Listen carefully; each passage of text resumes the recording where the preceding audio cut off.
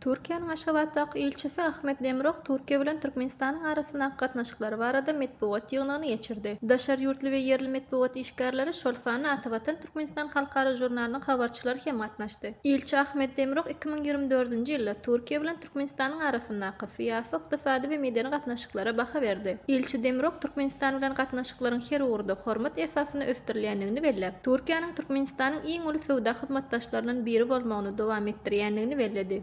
2024-nji ýylda umumy sowdanyň meçhuri 2 milliard 166 milyon dollar hökmünde amala aşyrylandygyny aýtdy. Energetika buwdagynyň Türkmenistan bilen hyzmatdaşlygynyň möhüm ury bolmagyny dowam etdirýändigini belläp geçen Türkiýanyň ilçisi, Türkmenistanyň tebii gazyny Iranyň üstü bilen Türkiýe iýermeginiň köp ýyllaryň dowamyny gün tertipde durýanlygyny nyktady. Ilçi Ahmet Demirok geçen ýyl türkmen halkynyň milli lideri Gurbanguly Berdimuhammedowyň 3-nji Antaliýa diplomatik forumynyň çäklerini Türkiýanyň prezidenti Recep Tayyip Erdoğanyň gatnaşmagyna gol çekilen energetika buwdagyna hyzmatdaşlyk etmek hakkynda ähtnamy laklykdy. Türkiýanyň Botaş kompaniýasy bilen Türkmengaz döwlet konserniniň arasynda köp sany gepleşikleriň geçirilendigini, şonuň netijesinde 2025-nji ýylyň 10-njy fevralyna 2 milliard kub metr meçhwerdäki türkmen gazynyň Iranyň üstü bilen Türkiýe iýermegi bagatda deşli alalaşyň gol çekilendigine uly kanagatlanma bildirdi. Ilçi bu sil bilen gaz akymynyň 2025-nji ýylyň 1-nji martynda başlajakdygyny aýtdy. Ilçi 30 ýyldan gowrak wagt bäri türkmen gazynyň iýermeginiň gün tertipde bolandygyny